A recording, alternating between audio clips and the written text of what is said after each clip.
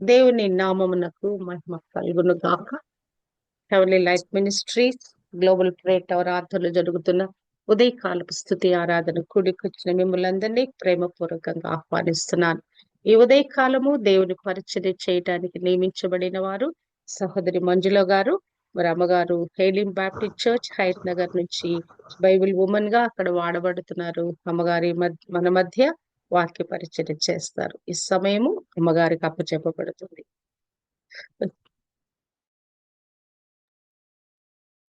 ప్రేస్తలాడమ్మా. అమ్మా వినిపిస్తుంది నా వాయిస్? ఎస్ అమ్మా, ప్రైస్ లార్డ్. ప్రేస్తలాడ. మొట్టమొదటగా దేవదేవునికి వందనాలు, స్తుతులు, స్తోత్రాలు చెల్లించుకొచ్చున్నాను. సమయం ఇచ్చిన అమ్మగారికి నా యొక్క వందనాలు తెలియజేసుకుంటున్నాను. కూడి వచ్చిన మీ అందరికీ కూడా ఉదయకాలమున దేవుని పేరట దేవుని నామమున శుభములు తెలియజేస్తున్నాను. దేవుని నామమునకే వందనాలు, స్తుతులు, స్తోత్రాలు. ఈ ఉదయకాల సమయమున మనం ధ్యానము నిమిత్తము ఏర్పాటు చేసుకున్న వాక్య భాగాన్ని నేను ఒకసారి చదువుతాను. మొదటి దినవృత్తాంతములు 17వ అధ్యాయము 16వ వచనము.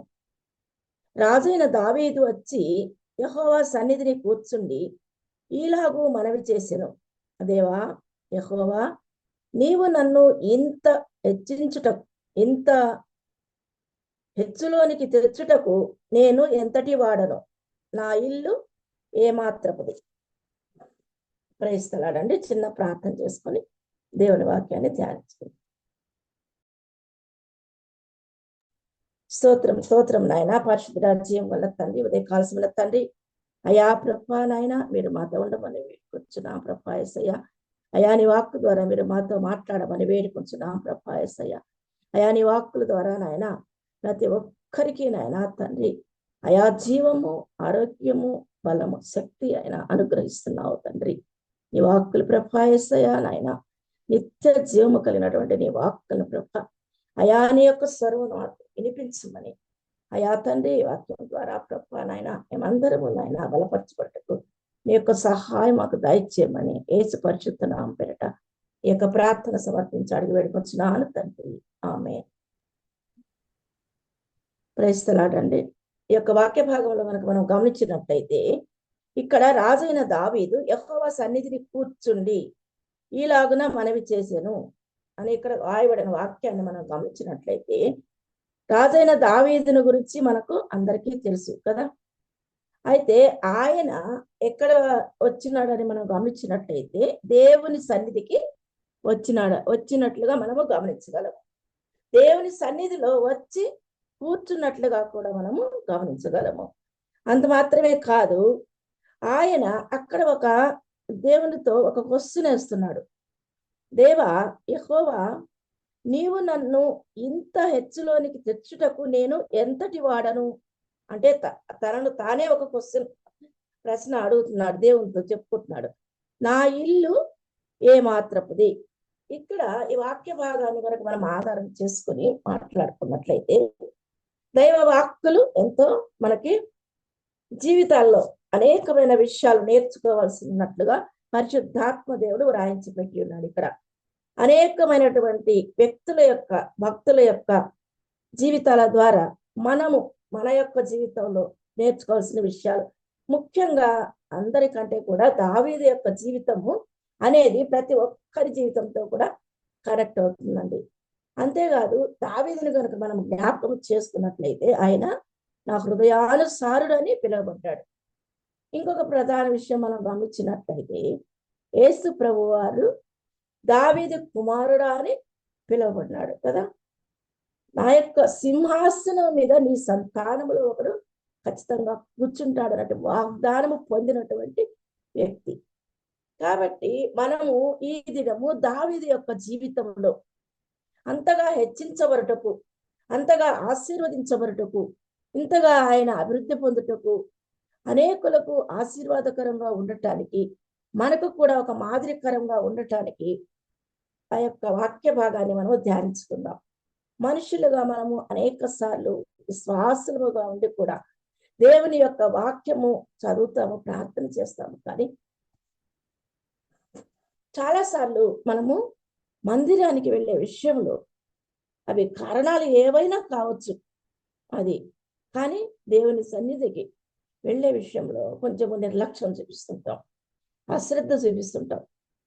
అనేకమైనటువంటి పనుల వల్ల కానీ, అనేకమైన ఆటంకాల వల్ల కానీ కొన్నిసార్లు మనము దేవుని కంటే మన యొక్క ఏ విధంగా మనం ఆశీర్వదించబడినామని గుర్తు చేసుకో, ఏ విధంగా మనము జీవిస్తున్నాం అనేది మనకు గుర్తుండదు. ఏ విధంగా దేవుడు మనల్ని ఏ స్థితిలో నుంచి ఏ స్థితిలోకి ఆశీర్వదించినాడు అనేటువంటి విషయాన్ని మనము గుర్తు చేసుకో. మానవులుగా అది నైజం అంతే. ఎందుకంటే మర్చిపోతుంటారు. ఆ ఇశ్రాయేలు ప్రజలు ఏ విధంగా దేవుడు చేసినటువంటి ప్రతి మేలుడు ఉపకారాన్ని మర్చిపోయి ఏ విధంగా గొణుక్కుంటూ ఆ యొక్క విగ్రహారాధనలో ఉన్నారో అదే విధంగా మానవుడు కూడా అనేక మార్లు తప్పిపోతుంటూ పడిపోతుంటూ ప్రధానమైనటువంటిది ఆజ్ఞ, విశ్రాంతి దినాన్ని పరిశుద్ధంగా ఆచరించుము అని దేవుడు చెప్పినటువంటి మాటల్ని మనము అనేక సార్లు నిర్లక్ష్యం చేస్తుంటాం. అంతేకాదు విశ్వాసులుగా ఆ యొక్క మందిరానికి ఎక్కువ మంది అనేకమైన దీవెనల కొరకు, ఆశీర్వాదాల కొరకు, శరీర సంబంధమైనటువంటి యొక్క దీవెనల కొరకు వెళ్ళటం మనము గమనిస్తుంటాం. మనందరం, నీవు కానీ నేను కానీ ఎంతో మంది. అంతేకాదు అనేక సార్లు మనము వెళతాము కానీ మనము అనేకమైనటువంటి అంటే లోకానుసారమైన కార్యక్రమాల్లో ఎంతో హుషారుగా ఉంటాం, అలర్ట్గా ఉంటాం, ప్రతి వాటిలో పాల్గొనాలని చూస్తాం, అనేకమైనటువంటి శరీర క్రియల్లో. కానీ దేవుని సన్నిధిలోకి వెళ్ళినప్పుడు కొంతమంది ప్రార్థించమంటే ప్రార్థించరు, కొంతమంది స్తుతులు చెల్లించమంటే స్తుతి చెల్లించరు, కొంతమంది పాటలు పాడుతుంటే స్తుతి ఆరాధన. వీళ్ళకి అసలు చలనం అనేది ఉండదు. నాకు అదే అర్థం కాదు. నేను చాలాసార్లు గమనిస్తుంటాను ఈ విషయం. దేవుని సన్నిధికి వెళ్ళేది ఎందుకు? ఆయన యొక్క ఘనతను బట్టి, మహిమను బట్టి, ఆయన్ను ఘనపరచడానికి, ఆయన యొక్క ప్రభావాన్ని మనము జ్ఞాపకం చేసుకోవడానికి, ఆయన చేసిన మేలులకు మనం కృతజ్ఞతాస్తుతులు చెల్లించి ఆయన సన్నిధిలో ఆయన యొక్క మాటల కొరకు మనం కనిపెట్టే వరముగా ఉండాలి. ముఖ్యంగా మనం గమనించినట్లయితే దావీదు మహారాజు ఇట్టి రీతిగా ఆశీర్వదించబడటానికి, హెచ్చించబడటానికి ఇక్కడ ఆయన అనుకుంటున్నాడు. మనమైతే లోకానుసారమైన విషయాల్లో ఎంతో మన ధనాన్ని బట్టి కానీ, మన పదవులను బట్టి కానీ అనేకమైనటువంటి లోకానుసారమైనటువంటి గొప్పతనాలను చూసుకొని దేవుని సన్నిధిని ఎంతగానో నిర్లక్ష్యం చేస్తాం. కానీ ఇక్కడ దావీదు మహారాజు దేవుని సన్నిధికి వెళ్ళి అక్కడ కూర్చొని తన్ను తాను ప్రశ్నించుకుంటున్నాడు. దేవా, నేను ఏ పాటి వాడను? నన్ను ఇంతగా హెచ్చులోనికి తీసుకురావడానికి నేను ఎంతటి వాడను? నా ఇల్లు ఏమాత్రపుది. అంటే ఇక్కడ తన యొక్క జీవితాన్ని బట్టి కానీ, తన కుటుంబాన్ని బట్టి కానీ ఇక్కడ దేవుని సన్నిధిలో ఆయన ఇక్కడ మాట్లాడుతున్నట్టుగా మనము గమనించగలము. అంటే ఆ యొక్క కుటుంబాన్ని ఆయన అభివృద్ధి పరిచి విస్తరింపచేసి ఆయన రాజుగా చేశాడు కదా. ఇక్కడ దేవుడే అంటున్నాడు, ఇదే 17వ అధ్యాయము 7వ వచనంలో నుంచి కనుక గమనించినట్లయితే యెహోవా దేవుడు ఏమంటాడు, ఇక్కడ దావీదు ఒక మందిరాన్ని కట్టాలని ఆలోచన కలిగి నాతాను ప్రవక్తతో మాట్లాడినప్పుడు ఆయన నాతాను ఏమంటాడు, దేవుడు నీకు తోడుగా ఉన్నాడు, నీ హృదయం ఏ విధంగా నీ హృదయం అందు ఏది ఉందో అదంతా చేయమని దావీదుతో అంటాడు. కానీ ఆ రాత్రి కాలంలో దేవుని వాక్కు నాతానుకు ప్రత్యక్షమై ఈ క్రింద మాటలన్నీ చెప్తుంది. వాటిల్లో కొన్ని మాటలు నేను చదువుతాను. దావీదుని గురించి 7వ వచనంలో నుంచి, నీవు నా జనులైన ఇశ్రాయేలీయుల మీద అధిపతివై ఉండునట్లు గొర్రెల వెంబడి తిరుగుతున్న నిన్ను గొర్రెల దొడ్డి నుండి తీసుకొని నీవు వెళ్ళిన చోటనెల్లా నీకు తోడుగా ఉండి నిన్ను ద్వేషించిన వారిని నీ ముందర నిలవని యొక్క నిర్మూలము చేసితిని. లోకములోని ఘనులకు కలిగి ఉన్న పేరు వంటి పేరు నీకు కలుగచేయుదును. మరియు నేను నా జనులైన ఇశ్రాయేలీయుల కొరకు ఒక స్థలము ఏర్పరిచి వారిని నాటుదును. వారు మరి తిరుగులాడక తమ స్థానమందు కాపురముందురు. పూర్వమందు జరిగినట్లును నా జనులైన ఇశ్రాయేలీయుల మీద నేను న్యాయాధిపతులను నియమించిన కాలము మొదలుకొని జరుగుచూ వచ్చినట్లును దుష్టులు వారిని ఇక శ్రమ పెట్టకుందురు. నీ పగవారిని అందరినీ నేను అణిచివేసేదను. అదియు కాక యెహోవా నీ సంతతి కలుగచేయునని, అదియు కాక యెహోవా నీకు సంతతి కలుగచేయునని నేను నీకు తెలియచేసి తిని, నీ జీవిత దినములు తీరి నీ పితరుల యొద్దకు నీవు చేరినప్పుడు నీ కుమారుల వలన కలుగు నీ సంతతిని నేను స్థాపన చేసి అతని రాజ్యమును స్థిరపరచెదను. అతను నాకు మందిరమును కట్టించును, అతని సింహాసనము నేను నిత్య స్థాపన చేసేదను. నేను అతనికి తండ్రినయ్యుందును, అతడు నాకు కుమారుడయ్యుండును. నీకంటే ముందుగా ఉన్న వారికి నా కృప నేను చూపక మానినట్లు అతనికి నా కృపను చూపక మానను. ఈ మందిరమందును నా రాజ్యమందును నేను నిత్యము అతని స్థిరపరిచెదను. అతని సింహాసనము ఎన్నటికీ స్థిరముగా ఉండునని అతనికి తెలియచేయము. ఈ యొక్క వాక్య భాగాలన్నీ యెహోవా దేవుడు నాతాను ప్రవక్త ద్వారా దావీదుకు తెలియచేసినప్పుడు దావీదు దేవుని మందిరంలోనికి వెళ్ళి కూర్చొని ఈ విధంగా మాట్లాడుకుంటున్నాడు. గొర్రెల దొడ్డిలో ఉన్నటువంటి నన్ను, గొర్రెల వెంబడి తిరుగుతున్న వ్యక్తిని మహారాజుగా చేసి సింహాసనం మీద ఆ ఇశ్రాయేలు జనాంగమునకు ఒక రాజుగా నియమించి అతని సంతానమును సింహాసనం స్థిరపరుస్తానని దేవుడిచ్చినటువంటి ఆ యొక్క వాగ్దానమును బట్టి, ఆ యొక్క కృపను బట్టి ఆయన ఇక్కడ తన్ను తాను ప్రశ్నించుకుంటూ దేవునితో మాట్లాడుకుంటున్నాడు. అయితే వీటన్నిటికీ మనం కనుక గమనించినట్లయితే ఇంతగా దేవుడు ఎందుకు ఆశీర్వదించాడు, ఈ విధంగా దావీదు ఎందుకు దీవించబడినాడని కనుక మనం గమనించినట్లయితే మనము కొన్ని ప్రధానమైనటువంటి లక్షణాలు దావీదు యొక్క గుణగణాలు మనం గమనించగలం. ముఖ్యంగా నేను చాలా ఉన్నాయి. ముఖ్యంగా నేను 7 విషయాలు దావీదు యొక్క జీవితం ద్వారా మనం నేర్చుకోవాలని, మనము కూడా ఆ విధంగా ఆశీర్వదించబడాలి, హెచ్చించబడాలి, దీవించబడాలి, దేవుని సన్నిధిలో మనము ఏదిగా వర్ధిల్లాలి అని అంటే ఈ విధమైనటువంటి కొన్ని లక్షణాలు మనము కలిగి ఉండాలని నేను తెలియజేస్తున్నాను. ముఖ్యంగా మనం గమనించినట్లయితే దేవుడు దావీదు పట్ల గమనించింది, ఆయన నిత్యము దేవుని స్తుతించుట అనేది ఆయన దేవుడు గమనించినట్లుగా మనం గమనించగలం. ముఖ్యంగా మనం గమనించినట్లయితే ఆ కీర్తనలన్నీ కూడా ఆయన ఎన్నో రాసి ఉన్నాడు కదా. 34వ కీర్తనలు కనుక మనం గమనించినట్లయితే నేను ఎల్లప్పుడూ యెహోవా సన్నిధిని ఉంటాను అంటున్నాడు. నేను ఎల్లప్పుడూ ఆయన సన్నిధిని ఉంటానని చెప్పడం మాత్రమే కాదు, కానీ ఆయన సన్నిధిలో నేను ఎల్లప్పుడూ ఆయన స్తుతిస్తాను, ఆరాధిస్తాను, గణపరుస్తాను అని ఇక్కడ దావీదు చెప్పినట్లుగా మనం గమనించగలము. దావీదు అదే విధంగా అనేక మార్లు ఆయన అరణ్యములో ఉన్నప్పుడు కానీ, అంతేకాదు సింహాసనం మీద ఉన్నప్పుడు కూడా దేవుని ఆయన ఎప్పుడు కూడా మర్చిపోయినట్లుగా మనము చూడలేదు. ఎందుకంటే ఆయన ఆ యొక్క దేవుని ఇష్టానుసారుడుగా పెరిగినటువంటి వ్యక్తి. ముఖ్యంగా మనం గమనించినట్లయితే ఆయన స్తుతి కీర్తనలు అనేకమైన ఇక్కడ మనం ఆయన రాసినట్లుగా మనం గమనించగలము. 28:7 వచనంలో కనుక మనం గమనించినట్లయితే యెహోవా నా ఆశ్రయము, నా కేడెము, నా హృదయము ఆయన యందు నమ్మిక ఉంచెను కనుక నాకు సహాయము కలిగెను. కావున నా హృదయం ప్రహర్షించుచున్నది, కీర్తనతో నేను ఆయనను స్తుతించుచున్నాను. అంతేకాదు అదేవిధంగా 27వ అధ్యాయంలో కూడా గమనించినట్లయితే ఆపత్కాలమున ఆయన తన పర్ణశాలలో నన్ను దాచును, తన గుడారపు మాటను నన్ను దాచును. ఇప్పుడు నన్ను చుట్టుకొని నా శత్రువుల కంటే ఎత్తుగా నా తల ఎత్తబడును. ఆయన గుడారములో నేను ఉత్సాహధ్వని చేయిచు బలులు అర్పించేదను, నేను పాడేదను, యెహోవాను గూర్చి స్తుతిగానము చేసేదను.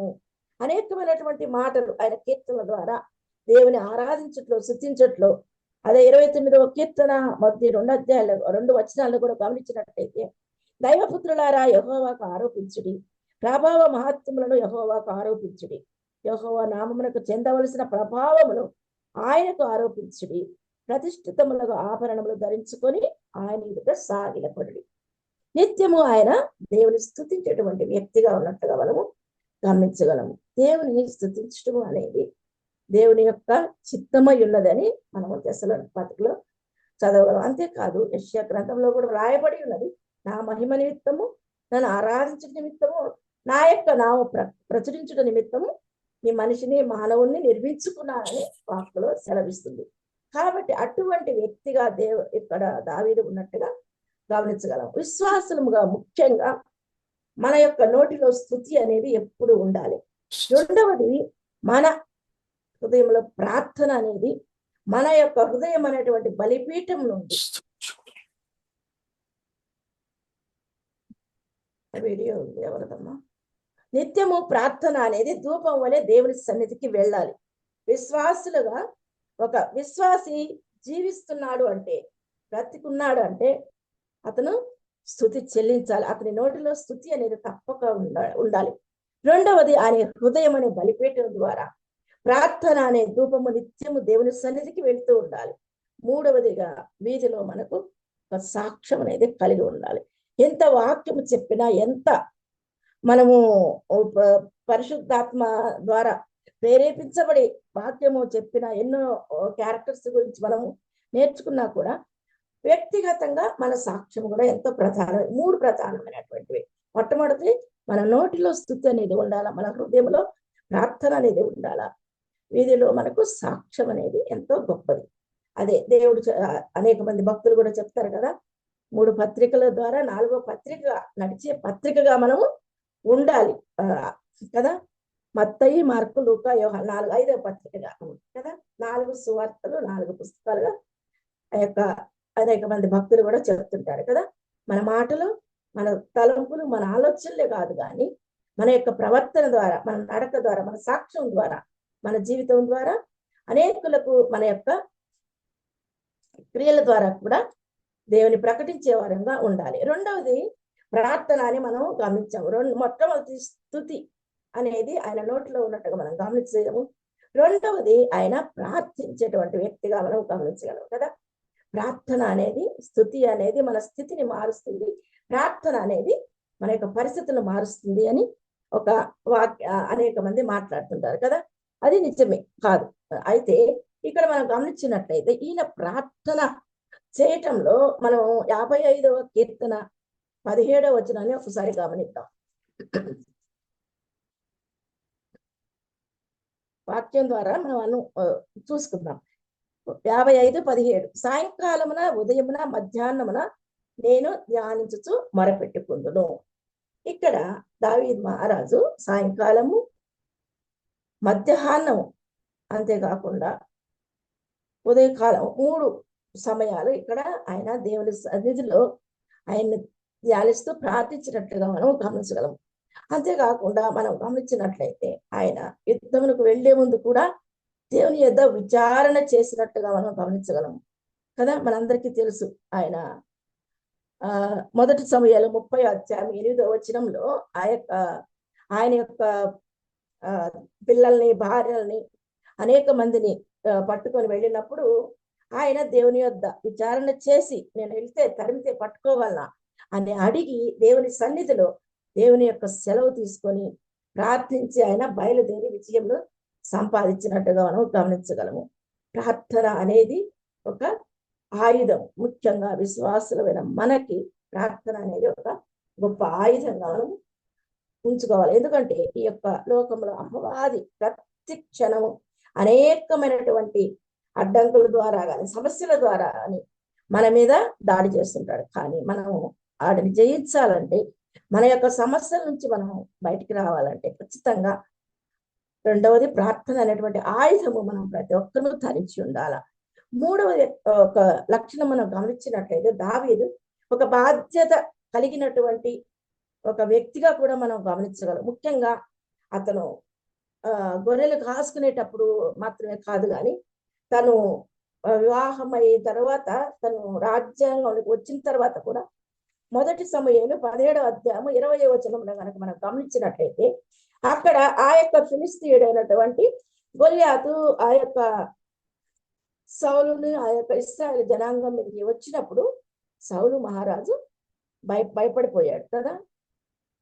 అదేవిధంగా ఆ యొక్క ఇశ్రాయేలు జనాంగం అంతా కూడా భయపడిపోయారు.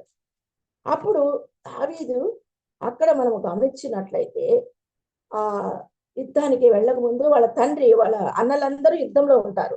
వాళ్ళ తండ్రి పిలిచి అన్నలకి ఏదో కొంత ఆహారం ఇవ్వమని పంపించినప్పుడు, అప్పుడు ఇతను ఏం చేస్తున్నాడు, అక్కడ గొర్రెలు కాసుకుంటున్నప్పుడు పిలిచి తండ్రి చెప్తాడు అన్న దగ్గర అన్నలకి ఆహారం ఇవ్వమని. అప్పుడు ఏమంటాడు దావీదు, ఏం చేస్తాడంటే 17:20లో కనుక మనం గమనించినట్టయితే దావీదు ఉదయమున లేచి ఒక కాపరికి గొర్రెలను అప్పగించి ఆ వస్తువులను తీసుకొని యెషయి తనకిచ్చిన ఆజ్ఞ చొప్పున ప్రయాణమైపోయెను.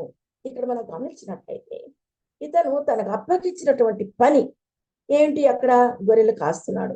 కానీ తండ్రి ఇప్పుడు ఏం చెప్పాడు? నువ్వు వెళ్ళి అన్నలకు ఆహారం ఇవ్వన్నప్పుడు ఆయన ఆ గొర్రెలను అక్కడ వదిలేసి వెళ్ళిపోలేదు, విడిచిపెట్టి వెళ్ళిపోలేదు. అంతేకాకుండా చెప్పినప్పుడు వెంటనే ఉదయకాలంలో లేచి పెందలగడనే లేచి బయలుదేరినట్టుగా కూడా మనం గమనించగలము. తండ్రి యొక్క ఆజ్ఞకు లోబడి ఆయన కాస్తున్నటువంటి గొర్రెల పట్ల కూడా ఒక బాధ్యత కలిగి ఒక కాపరికి అక్కడ అప్పచెప్పి ఆయన వెళ్ళినట్లుగా మనం గమనించగలము. అదేవిధంగా ఈయన కుటుంబం విషయంలో కూడా ఒక బాధ్యత కలిగినట్టుగా మొదటి సమూయేలు 30వ అధ్యాయం కనుక మనం గమనించినట్టయితే ఇక్కడ ఆయన ఒక ప్రార్థన చేస్తుంటాడు. ఈ ప్రార్థనలో ఏమని ఉంటుందంటే 30వ అధ్యాయము 8వ వచనంలో,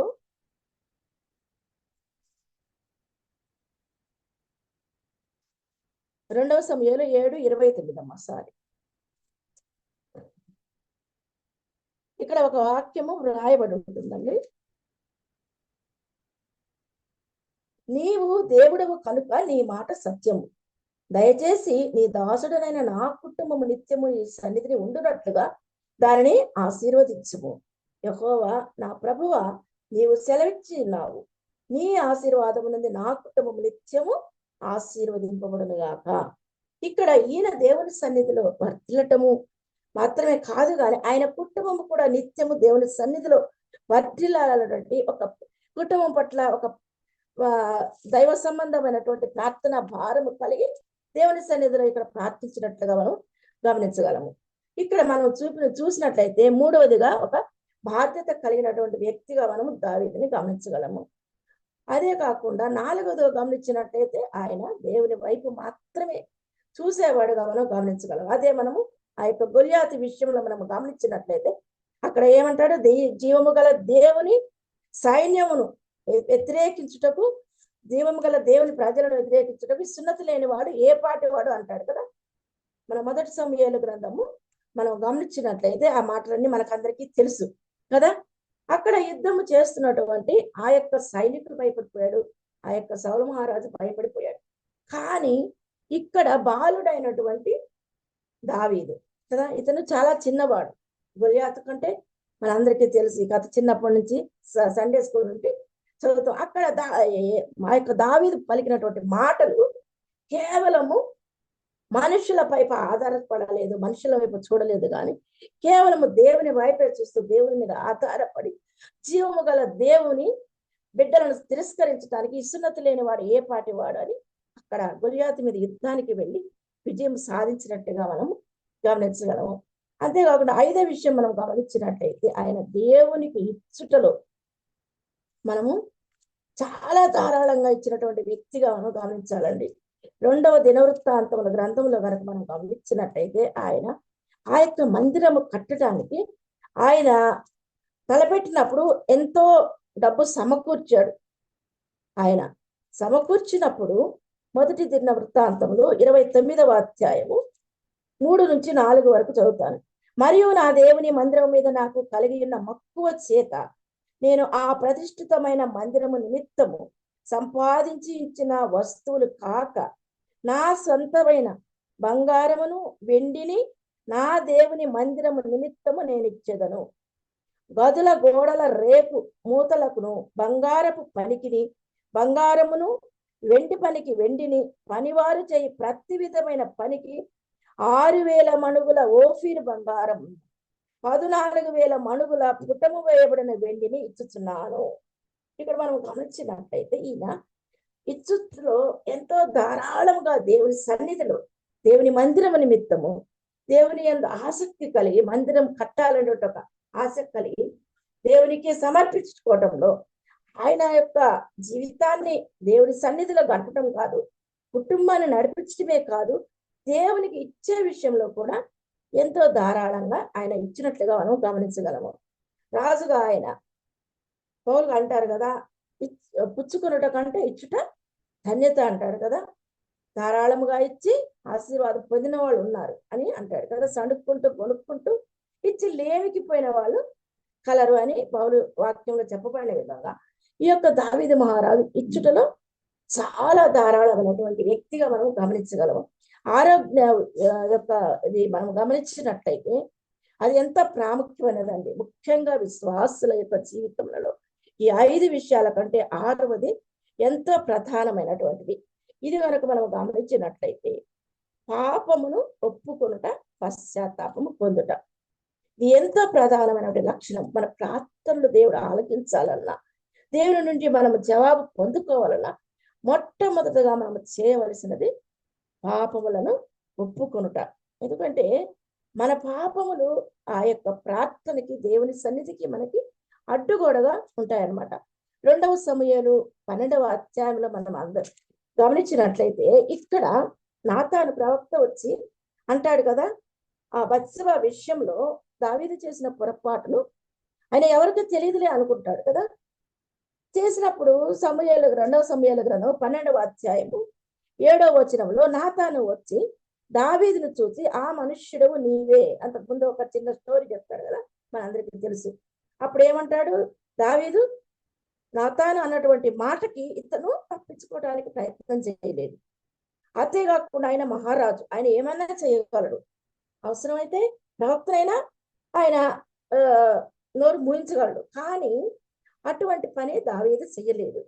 అతను వెంటనే 13వ వచనంలో మనకు చదివినట్లయితే, నేను పాపము చేసి తినని దావీదు నాతానుతో అనగా, నాతాను నీవు చావకుండానట్లు యెహోవా ఈ పాపమును పరిహరించెను.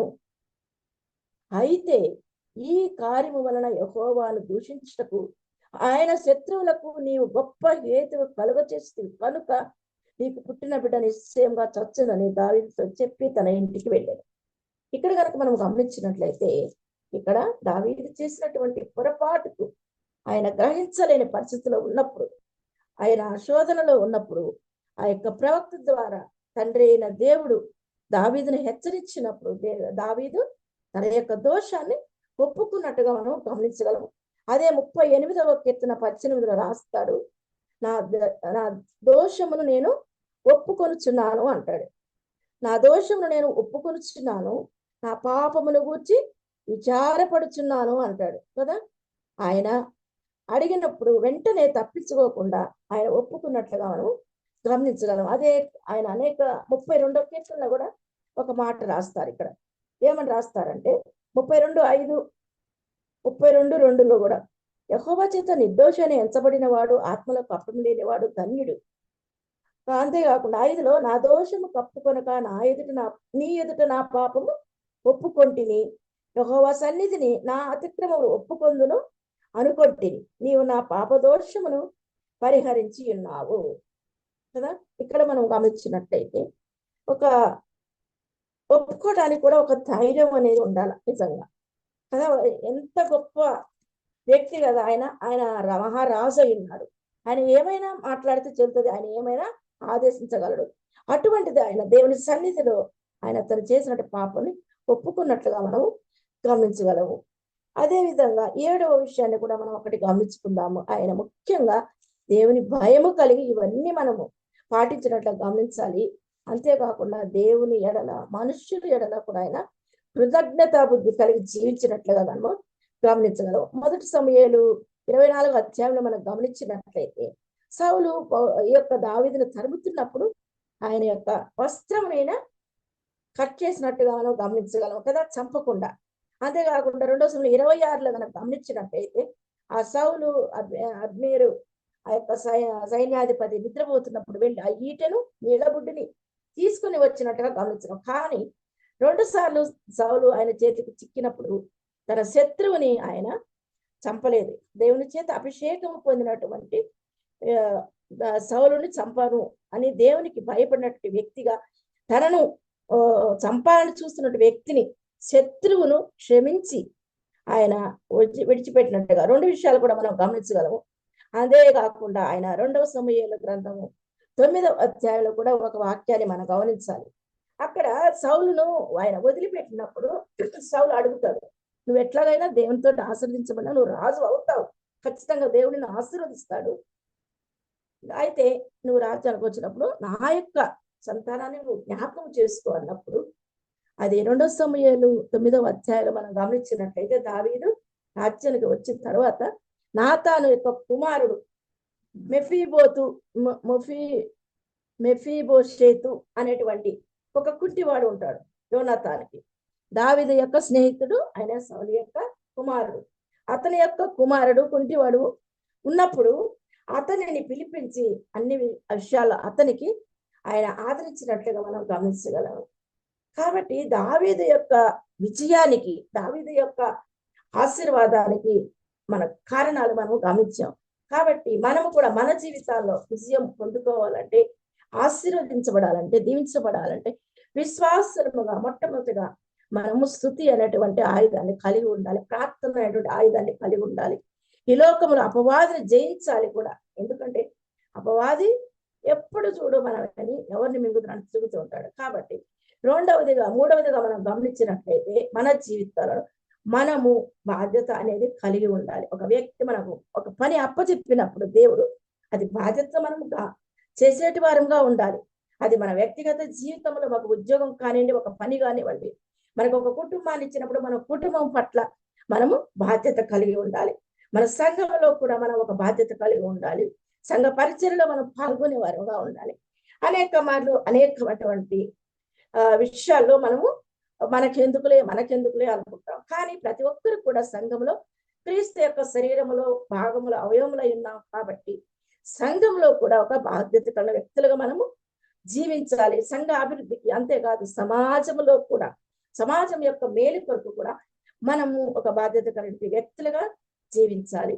నాలుగవది, దేవుని మీద మాత్రమే మనము ఆధారపడాలి. దేవుని వైపు మాత్రమే చూస్తూ విశ్వాసములకు అర్థాలను కొనసాగించబడినటువంటి యేసు వైపు మాత్రమే చూసేవారంగా మనము ఉండాలి. అంతేకాకుండా దేవునికి ఇచ్చుటలో మన సమయాన్ని కాదు, ధనాన్ని కాదు, మనల్ని సజీవ యాగముగా ఎబ్రీ పత్రికలో చెప్పబడినట్లుగా మనల్ని మనము సమర్పించుకున్నప్పుడు దేవుడు అనేకమైన ఆశీర్వాదాలతో నింపుతాడు.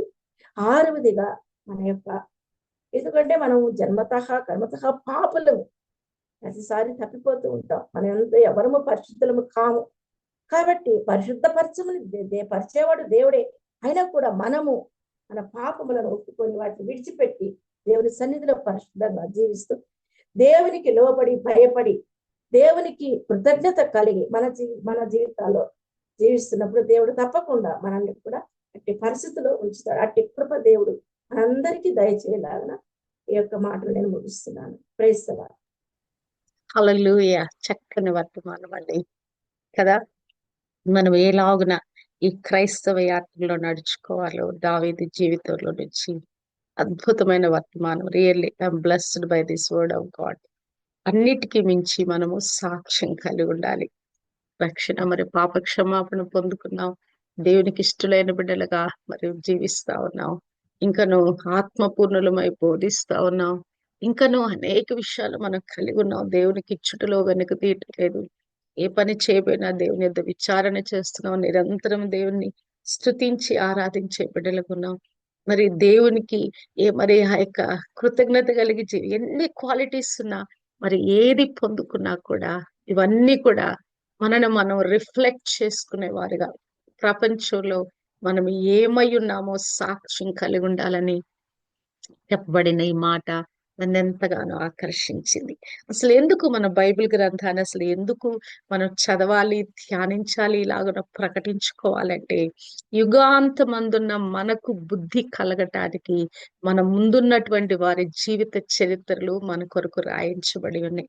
వారి జీవితంలో నుంచి మనము నేర్చుకుంటున్న విషయాలని మన ప్రాక్టికల్ లైఫ్ లో మనం కలిగి ఉండటానికి, మన జీవితాలను దిద్దుబాటు చేసుకోవటానికి. నిజంగానే అంత గొప్ప మహారాజు దేవుని సన్నిధిలో కూర్చొని, అయ్యా ఇంతగా నేను దీవించబడటానికి, అయ్యా ఏంటి నేను అంత కృప పొందుకోవటానికి, ఇంతగా దీవించబడటానికి ఏంటి కారణం అని ఆయన తను తాను విమర్శించుకుంటూ ఆయన సన్నిధిలో కూర్చునట. అదెంతో అసలు మరి ఎంతో అసలు తన్ను తాను తగ్గించుకుంటూ, అసలు దీనికి నేను పాత్రును కాదయ్యా అని దేవుని సన్నిధిలో కూర్చొని మొరపెట్టుట అదెంతో గొప్ప కృప అండి. మనం కూడా, నీవు నేను కూడా ఎంత హైట్స్ కి వెళ్ళినా కూడా నిరంతరం ఆయన కనుసన్నరలో ఆయన పాదాలెద్దు కూర్చొని నిరంతరము నేర్చుకుంటూ ఆయనకు అనుకూలులుగా మనం జీవిస్తూ, అంతేకాదు ఈ లోకంలో ఆయన రిఫ్లెక్ట్ చేసే సాక్షులుగా ఉండటానికి దేవుడు తన కృప దయచేయును గాక. మరి దావీదు జీవితంలో నుంచి దేవుడు మనతో మాట్లాడిన ప్రతి మాటను బట్టి, మరి సహోదరి తెచ్చిన వర్తమానం బట్టి దేవునికి మహిమ ఆరోపిస్తున్నాను.